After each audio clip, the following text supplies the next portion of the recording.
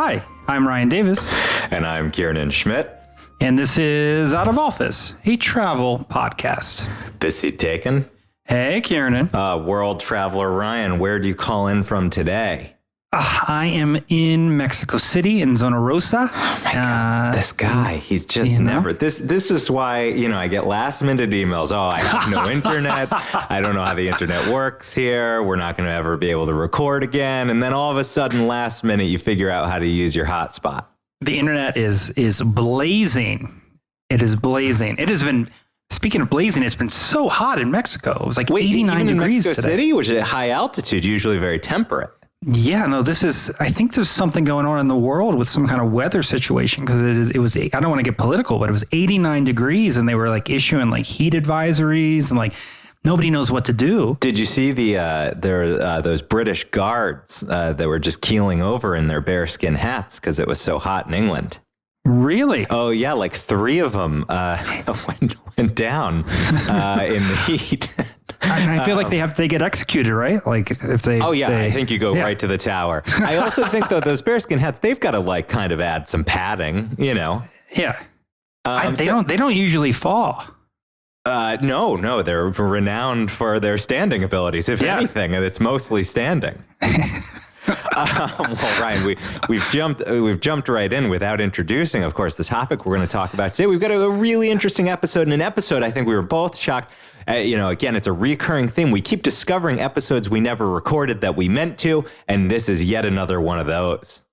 Yeah, no, we are going to talk about Detroit today, a city that you and I both know and love and, have had long relationship with.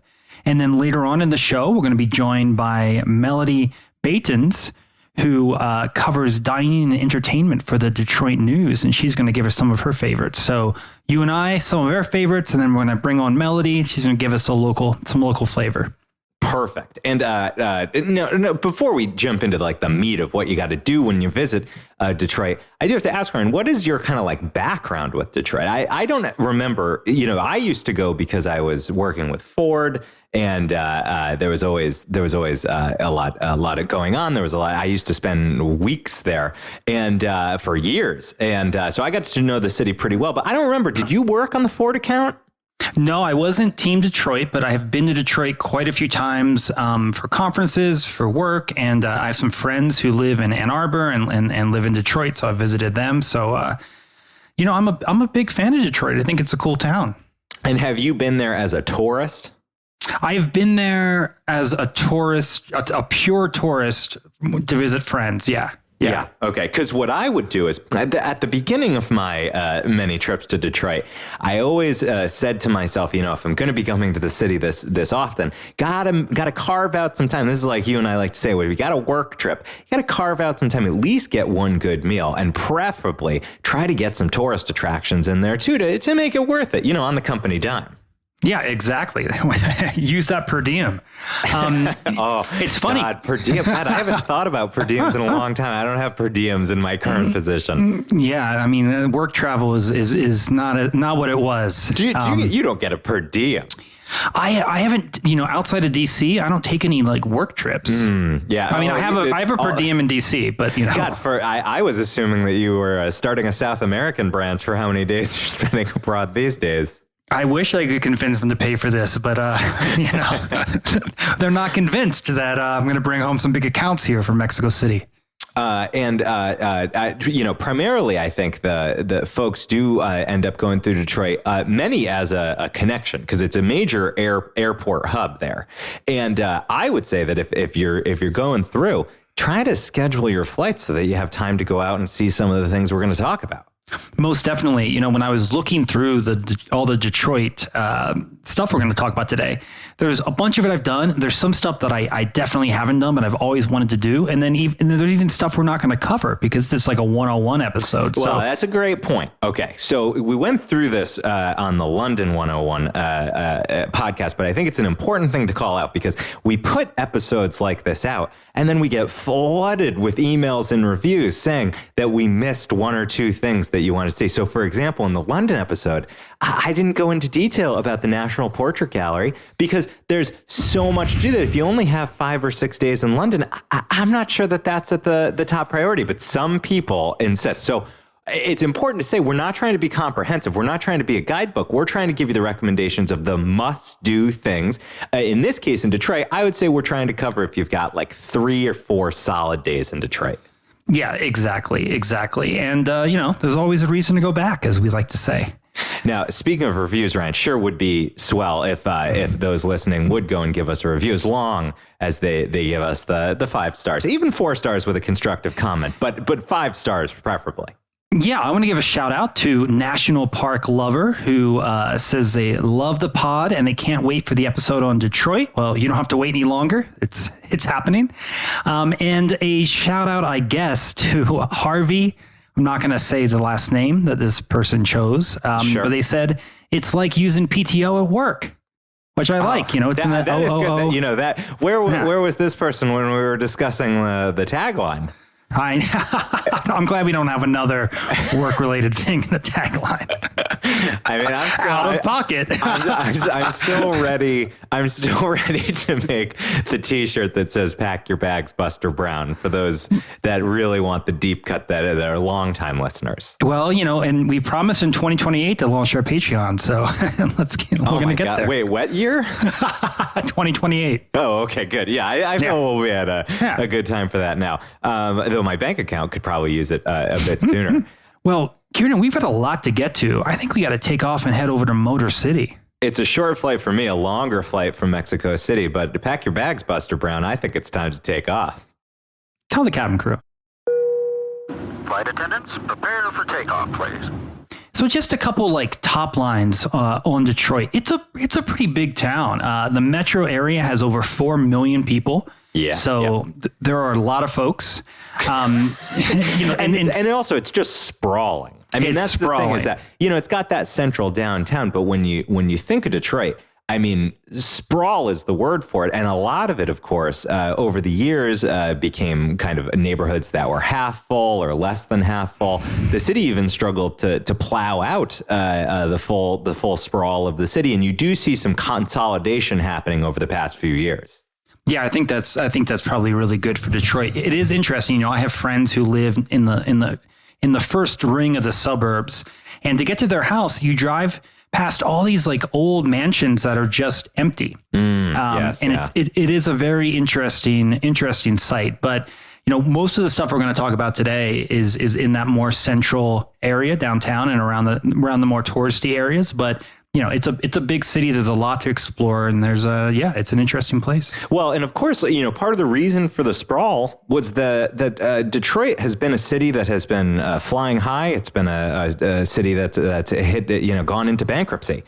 So it's had these ups and downs, and when it's up, it's really up. And the car industry, of course, was the foundation of Detroit, putting Detroit on the map, and thousands and thousands of workers for the big three. Ford, General Motors, and Chrysler, all needed places to live. And Detroit had that kind of interesting aspect of it has this central high-rise downtown, but then you do get a more suburban feel on the further outskirts where people did want 2-3-story houses, almost like more of a suburban living in this broader urban environment.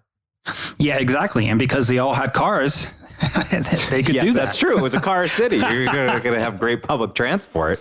But another thing that Detroit is known for, of course, is music and Motown, which came out of Detroit. And we're going to talk a bit about that because there's some places you can visit that have that Motown vibe. And of course, Motown, a derivative of Motor Town, so also car related.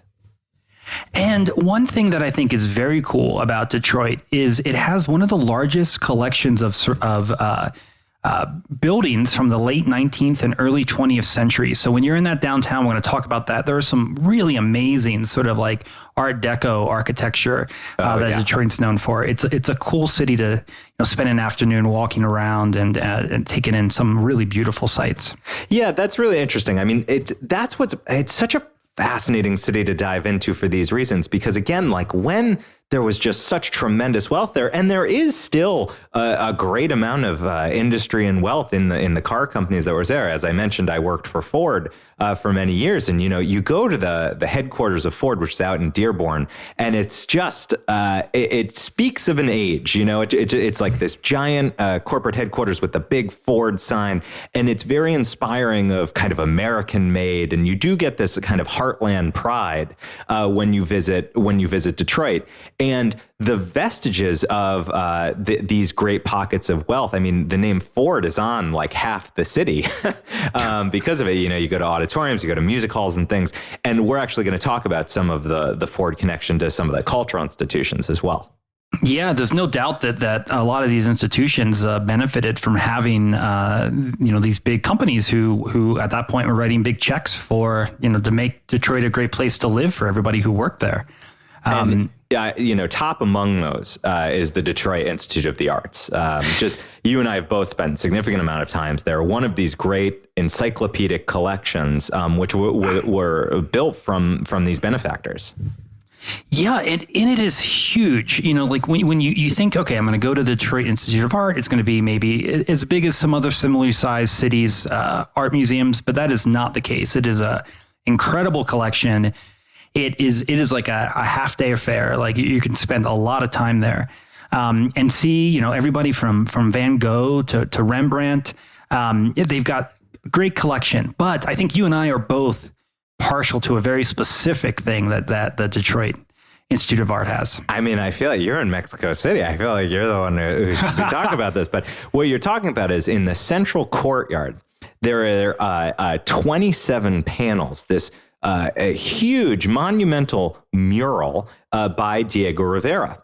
And it is it's much debated. It portrays the auto industry and auto workers working in factories. It portrays some of the like chemical science that went into the auto industry, and it's larger than life and it's overwhelming. And it was very controversial at the time because, of course, Diego Rivera is in 1933 working 9 months on this mural, unveils it.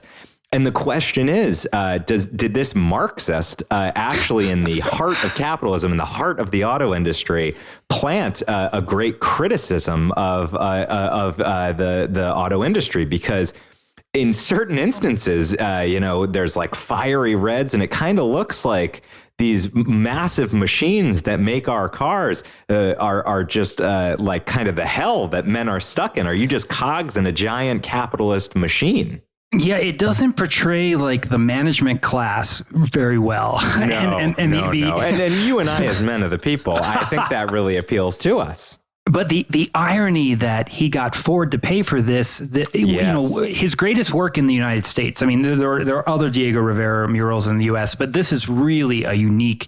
It's an entire beautiful room, and definitely pays homage to these folks who are working on the line.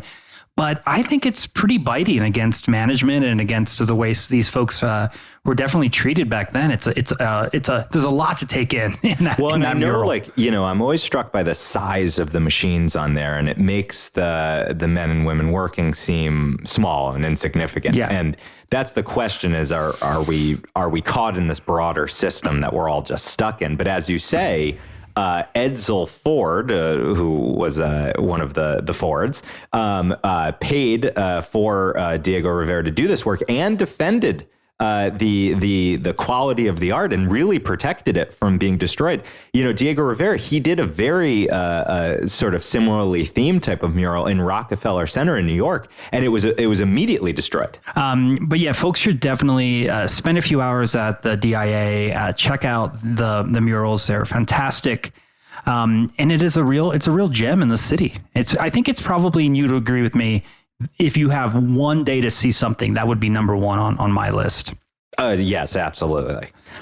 Now, Ryan, I'll just tee you up. I'll just get dip, dip, dip, dip, dip, dip, dip, dip. Is that Motown? I feel like that's Motown, right? Dip, dip, dip. That's a Motown thing. I don't know.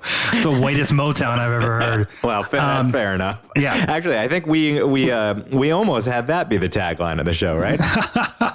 So there is a very cool museum called the Motown Museum, and this is actually in Berry Gordy's old house and studio. And the center is working on like a larger secondary museum, but the house is open to tour and the studio is open to tour, and it's really fantastic. And let me just give you an idea of who recorded songs in the famous Studio A at Berry Gordy's house. Diana Ross, Smokey Robinson, Stevie Wonder, The Temptations, The Four Tops, Marvin Gaye, Michael Jackson, The Jackson 5, Gladys Knight, Lionel once Richie. You have Michael Jackson there, you might as well get the other four, right? I mean, that makes sense. No, but I mean, it is a really incredible history of American music, and in fact, you can't tell the story of American music without Motown and these incredible names. So to be able to tour and see and stand in the studio where these folks recorded, some of the most famous songs of the era, it's really exciting. And there's a story that I love that they told on the tour, and that was back in 2011. There was a gentleman named Paul McCartney, who is known for his work in the Beatles, and he. Yep, I know that. Thank you. He was touring. He was touring the Motown Museum, and he was in Studio A. And he asked if he could play the piano, and that piano had been there for a long time, like since the '60s. And the piano wasn't functional, and they said to him, "We'd love to have you play. It's not that we don't want you to play it, Sir Paul. It's just that it doesn't actually work." And so Paul McCartney, being a gentleman, paid to have the entire piano beautifully restored in 2012. And so, yeah, it's there and you can see it. And, thank you, Sir Paul, for that contribution. And do they incorporate any of the music into the tour? There's definitely music in the tour. There's a lot of like mementos, like stuff Michael Jackson owned, like good things. Sure. And, it's a lot of great photographs. That taxidermied monkey. More from his younger days, but it is, and it's what is striking is that it's a pretty normal house. It's a nice little 2-story house. And to think that these folks who would become icons of American music were coming over here to record, and there were kids running around out front playing, and all of this is happening basically in this dude's house. Berry Gordy is amazing. So definitely suggest folks who are big music fans to go check that out. It is well worth it. Sounds like it passes the Kiernan Schmidt historical house rule, where if I dropped you in blindfolded, took it off, you'd be able to tell it was Berry Gordy's house. Yeah, it's pretty Berry Gordy. Yeah. Well, Ryan, one other museum that I want to recommend it's kind of like a curiosity cabinet, which I love museums that kind of fit that mold. And it's called the Henry Ford Museum. It's technically in Dearborn, but Dearborn's right outside Detroit. Is it car related? They do have vehicle related things, but that is not the center of the museum. Well, Ryan, actually, it's interesting. I remember when Detroit went into bankruptcy, people started to talk about how the city of Detroit actually owns a great classic car collection. They have like 70 vehicles that were donated by the car companies and by executives over the years, but they actually don't have a place to publicly display them. So unfortunately, you can't see that. But I always dream that someday the city of Detroit's going to open that as a museum. So just an idea for any Detroit listeners there. They got to beat Jay Leno away with a stick, probably, from that collection, huh? Yeah. I'm sure he's bought it 5 times over. So the Henry Ford Museum, Henry Ford considered himself a great patriot. And this was, he poured some of his millions into this. It's got, it's just kind of like great Americana that interested him. And so it's got a collection of buildings that kind of trace the world's movement from a rural agrarian society to an industrial society. And there's just like lots of odds and ends, but some of the things that you'll see there, Henry Ford saved his childhood home. So you can go take a look at that. Also the Edison's laboratory. He was friends with Thomas Edison. So a lot of Thomas Edison's things and the history of the light bulb are portrayed in the museum. He's got a collection of presidential limos, including one of Kennedy's limos. So wait, doesn't he have the JFK limo? Yes, yeah, the assassination limo is there. Also, the bus that Rosa Parks famously wouldn't get up on. That's the Rosa Parks bus is there. And then there's some presidential odds and ends, including Abraham Lincoln's chair. I mean, how many chairs? There's probably a lot of chairs. He sat around a lot. Yeah. Love to sit that guy. There is an additional piece to this Henry Ford Museum. I mean, you could spend a day just at the Henry Ford Museum, but I really recommend you check out what's called the Ford Rouge Tour. Rouge is Rouge. And this is a Ford factory that sits on the River Rouge. And it's been a car manufacturing facility for years and years and years. And today they manufacture Ford's famous F-150s there.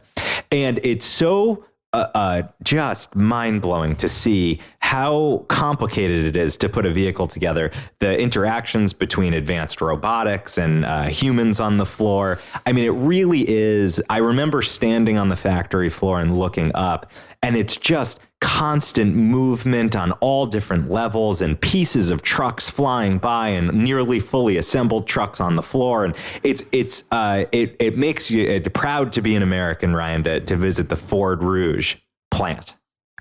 It looks like you sell something a little different than Diego Rivera. Well, maybe if I had stopped in the break room or something, I would have seen some of the discontent. But I will say that being on the floor, at the time I was working for them, so I was proud. But either way, it's very impressive to see how far. I think we all grew up knowing Henry Ford as kind of the conveyor belt guy. Yeah, and I think of that song from Ragtime. Today. That song from Ragtime. Yeah. I don't know that song from Ragtime. Of course. One man reaches to pull one cord. Car keeps moving in one direction. And that's the notion of Henry Ford. Henry Ford. All right. We know our audience hates Broadway.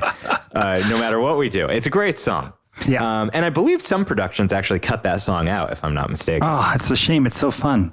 I agree. I absolutely agree. Now, Ryan, we've talked, as is our want, we dove into the museums pretty well, but there's also a few things that we should talk about as far as downtown Detroit. Yeah, downtown Detroit is where all these incredibly preserved buildings are, all this great architecture. And it's a great place to spend a few hours walking around, grabbing coffee, looking at sites, maybe get lunch. There's a lot to see, and we're going to hit some of the main things that you should do in your walking tour. For sure. The main place that I've explored in downtown, well, first off, I know you're going to talk about this in the interview, but the Coney Island Challenge, which is a great hot dog challenge, basically what the cheesesteak rivalry is to Philadelphia is the Coney Island Challenge that you have to do in Detroit. But I'll leave that to the interview. But where I would really recommend you just take an afternoon to walk around is Greektown, which is a neighborhood that, as the name suggests, was home to the heavy Greek population, immigrant population to the United States. And you still get a lot of great Greek eateries, Greek groceries. There's famously the most authentic grocery store. It's called Athens Grocery on Monroe Street. And it's also one of the places, we mentioned the sprawl of Detroit, which means that sometimes it can feel a little desolate at night. But Greektown is sort of the center of nightlife. It's got a big casino now that draws a lot of people there. So it's very happening. It's a great place to kind of spend an evening. Yeah, and Melody is going to give a few places to hear live music and a couple places that she recommends that folks grab food in Greektown, because that is, to your point, the more happening neighborhood. But a couple other things that folks should check out. The Guardian Building is a famous piece of Art Deco architecture. You can go in the lobby. It's really beautiful. There's a famous bronze sculpture called The Spirit of Detroit that is certainly worth seeing. That's right down in that area. And then check out the Riverwalk for some good views of the river and of the city skyline. And Ryan, one thing we have to link to in the show notes, I don't want to repeat content for those loyal listeners here, but there is a great park that you should be visiting, an Olmsted Park, Olmsted Park. An Olmsted Park right in Detroit. It's called Belle Isle, which of course means beautiful island. And it's actually an island that was completely curated by Olmsted. So we talked about it on one of our Olmsted episodes, and we'll give a link. You get a sense of Belle Isle and a bunch of other Olmsted history back in that episode.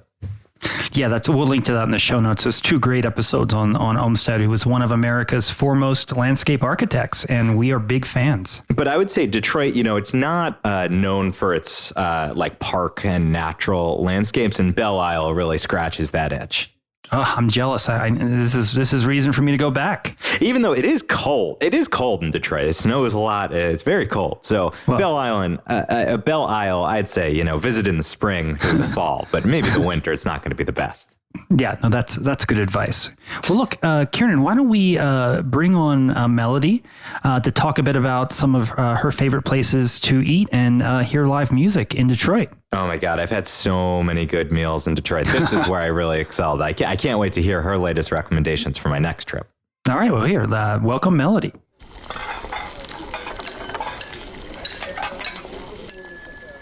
Well, welcome, Melody, to Out of Office. Thank you so much for joining us. Thanks, Ryan. So start off giving us a little bit of an overview about the Detroit dining scene.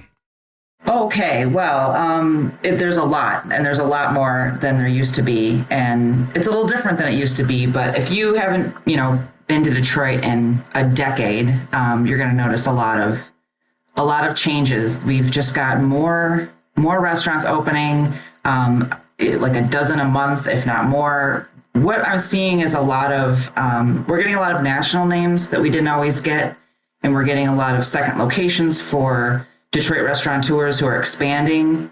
And I'm also seeing a lot of chefs who maybe have grown up in Metro Detroit, but went to Chicago and New York, come home and open restaurants as they raise their family here, whether it's to get experience outside of the Midwest on the coast or whatever, and then bring it home. There's a lot more interest in these chefs are having in coming home and opening restaurants in the city. Of course, there's, like many places, there's just a ton of diversity in Detroit too, whether it's the Middle Eastern restaurants in Dearborn. There's still Greek restaurants in Greektown. We have Southwest Detroit, and downriver, which is full of some amazing Latin restaurants. Hamtramck has still a little bit of Polish, Eastern European, a lot of Middle Eastern. It's a great place to eat, really.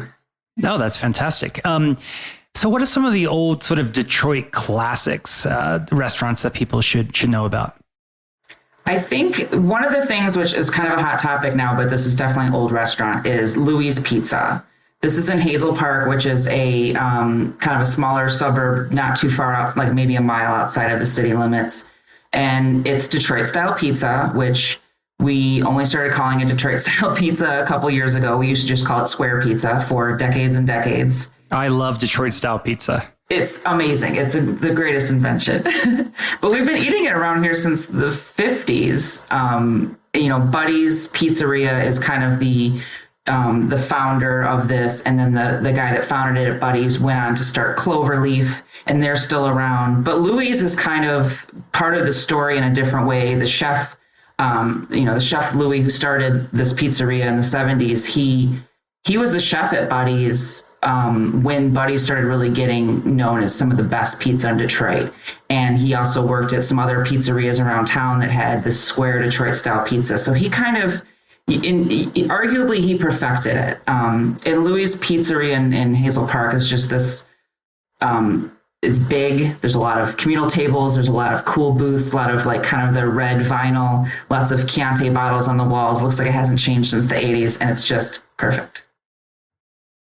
I love a place like that feels sort of untouched by time. Another one I would say is, the London Chop House downtown is storied.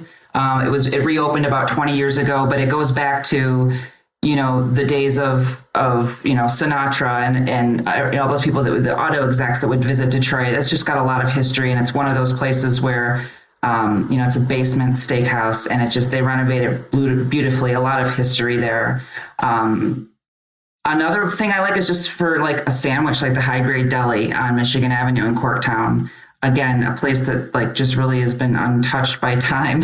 It just looks like a 60s vintage diner, and the sandwiches are stacked super high, and the staff's been there for years, and it's just a really cool, authentic Detroit spot.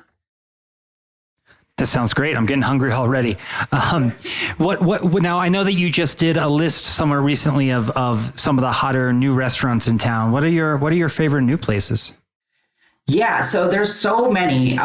It's kind of hard to narrow this down, but I'll shout out a couple that I think are good for, a couple people are in town recently for the Movement Festival and Pride events and other things happening. We had the Grand Prix recently in downtown Detroit, so a lot of visitors, and I recommended a couple things. Again, in Corktown, which is a fast-changing historic neighborhood with a lot of places to eat. Super Guile is it's a very colorful, very art-filled restaurant. It's a sister restaurant to two James distilleries, so they use a lot of their spirits in their cocktail menu, which is very, very cool, very interesting. Also a lot of low alcohol and non-alcoholic cocktails, like really good beverages, not just soda water and bitters or whatever. On the menu, there's a lot of options for vegans and vegetarians. There's a lot of influence from America, but also the Middle East or Eastern Europe. They have a doner kebab, which is great. Really good French fries, like simple stuff all the way to stuff you don't see on every kind of menu. And it's just a really chill. It's good for like last minute kind of destination. Same with Bobob Fair. This is a casual spot. This is in our News Center area. Two East African refugees opened this restaurant a couple years ago. It's been about 2 years, I think, now. And just they've gotten all the accolades nationally and locally, and it's totally worth it. The food is approachable, affordable, super flavorful, and yet it's different than a lot of other things you'll find in Detroit. The space is very inviting. They've got some great coffee and tea selection, super cool, knowledgeable staff. And it's right by the Fisher Theater, so they're kind of used to getting people in and out before, seeing Broadway shows and things like that. So that's I have to recommend that. And then another one that is not too far from Bobob Fair is called Freya. And this is a very fresh, small kind of tasting menu, small plates tasting menu style. You kind of just tell them like, look, I'm going to eat fish only, or I'll eat anything, or I'm vegan. And they kind of, you get a little bit of options, but it's really like, here's what we're making today. It's very chef driven. The chefs there are very thoughtful. The food is beautiful on the plate. The service is like a dance. It's just really, really cool. It's a great spot for a special occasion, but it doesn't feel stuffy or, it feels very modern, and I just love it. It's one of my favorite new spots that opened. That sounds great. Is what would you say, is there like a kind of food that is popular in Detroit outside of Detroit style pizza? Is there something that you're seeing a lot of right now? Yeah. So in addition to Detroit style pizza, Detroit is obsessed with Coney dogs, which outside of Detroit, you probably would just call them chili dogs, but they're called Coneys here. They're served at Coney Islands, which are essentially just diners. Most of them Greek owned. There's two in downtown Detroit, American Coney Island and Lafayette Coney Island, and they have a history. Their history is tied in together, and I feel like this happens in a lot of cities, especially in the Midwest, where you have two businesses that may have started, have a history that goes back 100 years, maybe a cousin or a brother both own them, and they just still operate side by side as competitors, but it's like this destination, like the two Philly cheesesteak places right next to each other. It's kind of like that. So yeah, Coney Island is a hot dog with chili, mustard, and white onions, and that's about it. And that's like the quintessential Detroit, late night food. It's a kind of a tourist food. We, always point people in that direction whenever Detroit's on the Food Network or something. There's usually a Coney dog involved. But for me, Detroit is, birria tacos. It's shawarma. It's, pierogi. Like it really depends on what neighborhood you're in or what kind of, what your local is. There's just a lot of diversity. There's a ton of great burgers. There's just a bunch of little kind of out of the way places that are mom and pop. You don't get a lot of press or attention. There's a lot to see. But yeah, I don't know if there's one cuisine. Definitely hearty Midwest stuff, pizza and hot dogs for sure. You can't go wrong with pizza and hot dogs. We've talked a little on this episode about Greektown. Do you have any recommendations there? Yes, one of my favorite restaurants in Detroit is in Greektown. Golden Fleece is a family-owned restaurant. I think this is the third generation. It's been there for many decades, and they just renovated it, and I think they did a great job. Sometimes when these old places get renovated, you're like, no, but they really did a good job. And I really love their lamb. Their gyro meat is some of the best in town. It's got the perfect amount of seasoning, the perfect amount of fat. You can put it on a salad if you want to try to be good, or you can just go and get the full gyro pita platter with the fries and the onions and tomatoes and everything. It's just great. And they recently opened a market as well with a bar and with lots of Greek imported items and wine. That's probably one of my favorite spots. Another place in Greektown I really like is Pegasus, because they can handle anything over there. It's just one of those restaurants that have been open for years. It's big. The staff is just solid, and they can, if you walk in with a 10 top at, an hour before close, they'll get you in and out and get you fed, and it's just classic Greektown. Love that. So I know that for the Detroit News, you also cover a little bit of entertainment. Is there a non-dining recommendation? Is there something that folks should, kind of a hidden gem in Detroit that you want to tell our listeners about? Yeah, there's a lot. There's a great music scene in Detroit, of course. We've obviously got the Motown Museum, which is going under a huge renovation. That is the opposite of hidden gem or under the radar, because everybody knows about that. But if you're into jazz and history, Baker's Keyboard Lounge, which is also a restaurant, so sorry, but they have live music several nights a week. It's on Livernois and 8 Mile, which are two historic streets, obviously 8 Mile, but Livernois between 8 Mile and 6 Mile is this. M&M, 8 Mile. Yeah, exactly. Yeah. So perpendicular to that, we got Livernois, which is the Avenue of Fashion, which is a historic strip with a lot of Black-owned businesses, and it's gotten, a new pavement, new layout, and lots of new Black-owned businesses are popping up. Lots of great places to eat and shop and get baked goods all along there. So yeah, Baker's is a good one for live music. I think it's like over 100 years old, or it's almost 90 years old. It's a great spot. And I think all of Southwest Detroit is a very, I can't say enough good things about it. It's just filled with so many amazing places to get tacos, of course, but like also murals and family-owned businesses and a lot of community and just a lot of artistic things to look at. And I always enjoy, popping into a new store and just getting some items for the pantry, or, they have grocery stores that have full taquerias inside them. Southwest Detroit is definitely a gem. Oh, that's great. Well, these are great recommendations, and we're going to link to your writing in the Detroit News in the show notes, as well as your Twitter. So, Melody, thank you so much for joining us today here on Out of Office. Anytime. I really appreciate it. Thanks for having me, Ryan. And now it's time for the last stop. Ladies and gentlemen, this is the last stop on this train. Everyone, please leave the train. All right, Ryan, we're here in the last stop. This is the last. I want a hot dog. I want a hot dog so bad. Well, now, you can make your own, but the important thing is, for the chili, it shouldn't have beans in it. It needs to be a meat chili. That's the key to the Coney. I like meat on meat. Meat on meat is really the way to go. Ryan, I don't want to get into your personal life here. We're here in the last stop. This is the last segment of the show, the final segment of the show. That's why it's called the last stop. It's my favorite segment. It's your favorite segment. It's popularly known as the people segment. Surely that would please Diego Rivera. And it's because, Ryan, we come together as a community here in the last stop. It's a moment of meditation, a moment of sharing, because you and I each bring a piece of ourselves that we give unto the listener so generously. And it could be anything. It could be a souvenir. It could be a tale. It could be a dream. It could be a recounting. It could be an article. It could be plans that you're making or plans that are made. But the important thing is it has to fit one criterion. It must inspire the spirit of wanderlust within us, even during the workaday week. So, Ryan, I'm going to ask you, as I ask you every week, do you have a last stop?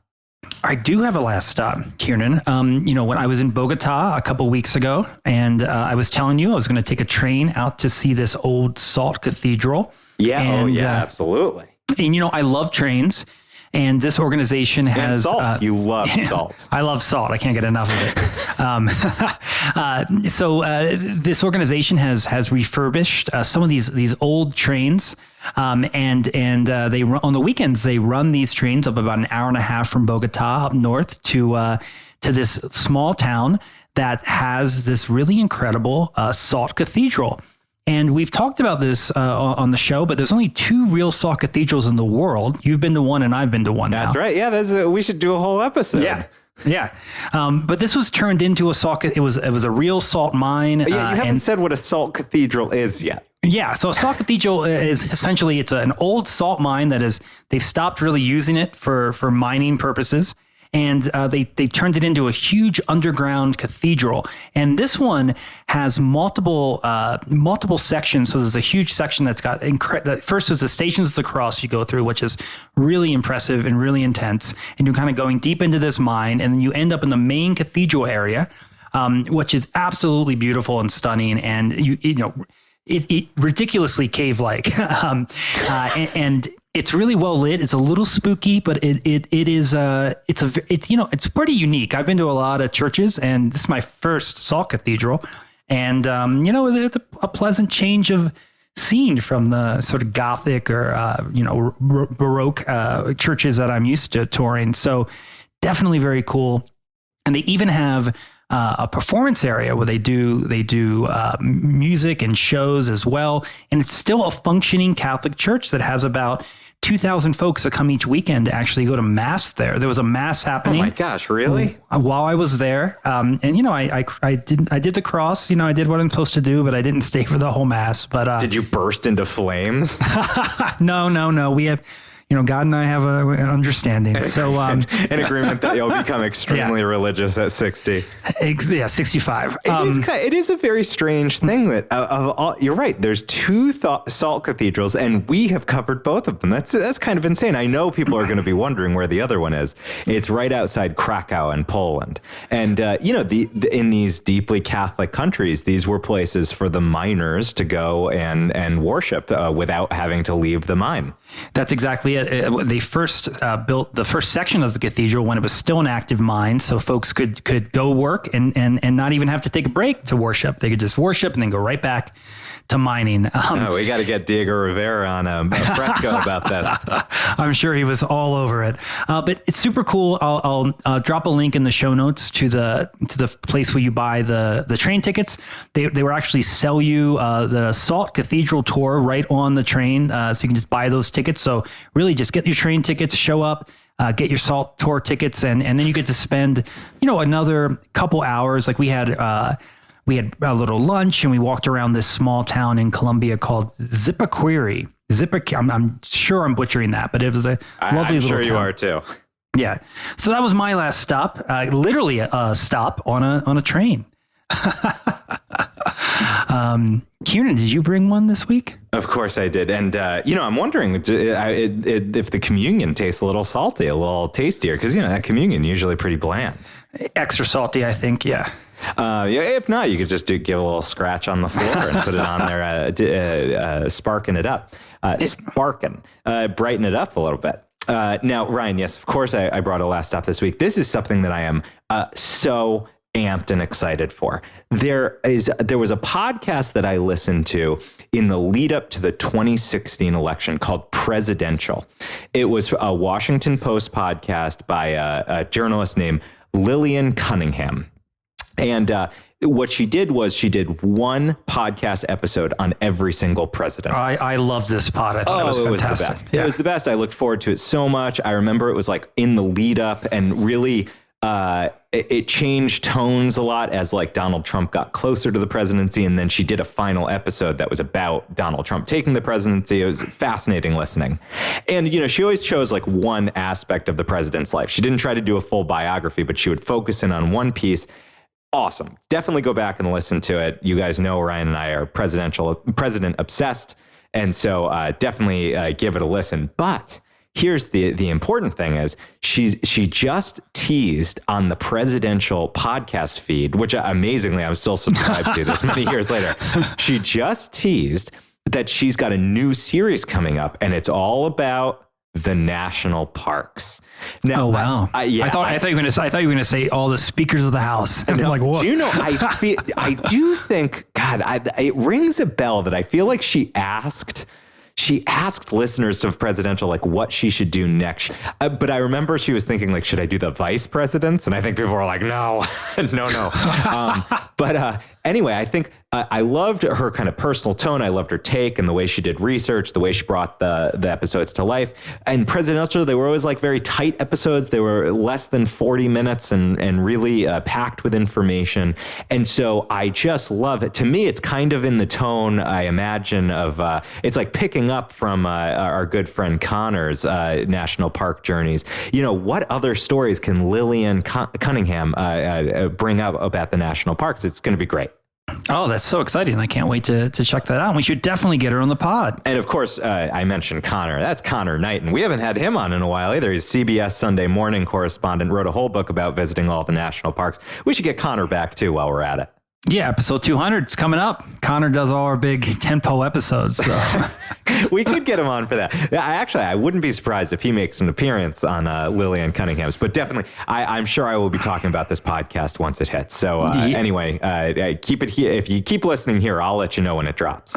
And speaking of national parks, Kiernan, what are we talking about on the next episode? Oh, Ryan, here again, just the things that we haven't covered or that we've dribbed and drabbed across other episodes. I'm shocked to say that I never did an Alaska episode. This is one of the great journeys of my life, going to Alaska. So we're going to do an Alaska-based episode. And the first one we're going to do is all about Denali National Park.